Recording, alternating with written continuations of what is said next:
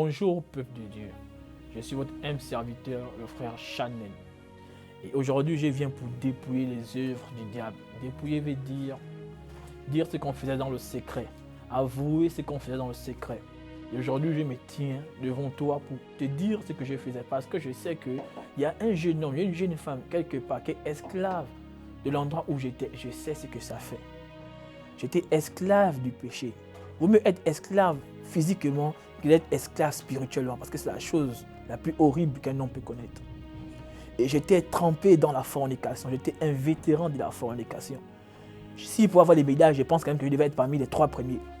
J'étais champion de l'alcool, des grooves, des fêtes, des buzz, des chill, tout ce qui existe, tout ce qui est comme que tu connais, que tu cites, j'étais trempé dedans.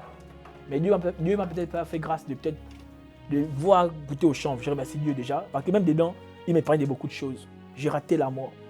Je suis tombé malade pendant 3 ans. J'ai dormi pendant 1 heure de temps. J'ai fait ça, c'était dur. J'ai vu ma vie se dégrader. Et même quand je revenais à Jésus, malgré que je revenais à Jésus qui faisait grâce, après je retournais toujours à mes vomis. Comme on dit, le chien quand il vomit, il part, et quand la fille revient à ses vomis, j'étais un chien. Étant fils de pasteur, mère, pasteur, grand-mère, diaconesse, papa avait 25 ans de ministère, mais ça ne m'a pas impacté. J'avais ma vie à moi. Je n'étais pas dans ce truc. Je venais à l'église quand je voulais. Et j'étais un simple passager. Mais tous les jours que Dieu fait, je pleurais, mais je faisais pour faire plaisir à la chair, pour faire plaisir aux amis, parce que j'avais une renommée. Oui, pour ça, j'étais connu. J'étais un buzzmatique, j'étais un gars stylé, j'étais un gars mignon et intelligent.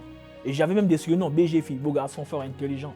Vous voyez, ça fait peut-être rire. Aujourd'hui, quand tu vas voir ça, tu vas rire. Mais je n'étais pas fier de moi. Et arrivant en France, je viens pour faire ma vie de buzz, pour continuer mon étude et dire, bon, j'ai une licence, et puis j'ai fait un master, puis je travaille, et puis c'est fini, bœuf, c'est comme ça que je voyais la vie.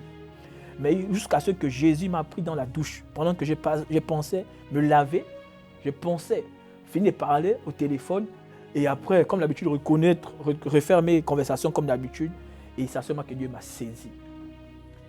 Je me suis mis à genoux, en train de pleurer à la douche. Pourquoi? Je ne sais pas. Tout ce que je sais, c'est qu'il y avait une puissance qui est rentrée dans mon cœur et a mis la paix dans mon cœur. Et une paix que je n'ai jamais connue. Une paix que peut-être jusqu'alors tu refuses de connaître. Mais si tu la connais, elle va te faire du bien. Et quand il est rentré en moi, j'ai fait un travail de 9 jours sans manger. J'ai vu Jésus à lever tout ce qui était mauvais en moi. Et jusqu'à aujourd'hui, il continue toujours à lever ce qui est mauvais en moi. Et je me suis vu plus aimant la santé, plus aimant faire la fornication. Je n'ai plus l'envie de boire du vin. Je n'ai plus envie d'aller faire des chills ou aller faire des partouzes. Parce que quoi? Jésus m'a lavé.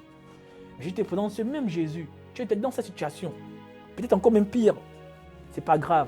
Mais retiens que quel que soit le degré de profondeur dans lequel tu te trouves, dans lequel ta famille t'a plongé, dans lequel le monde t'a plongé, je te pense quelqu'un qui vient te retirer de là-bas.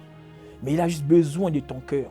Tu vas te demander que comment je vais faire pour surpasser ça. Moi aussi, je me posais cette question. Mais Dieu dit quoi? Ne raisonnons pas. L'obéissance vaut mieux que le sacrifice. Obéis, laisse Dieu va te diriger.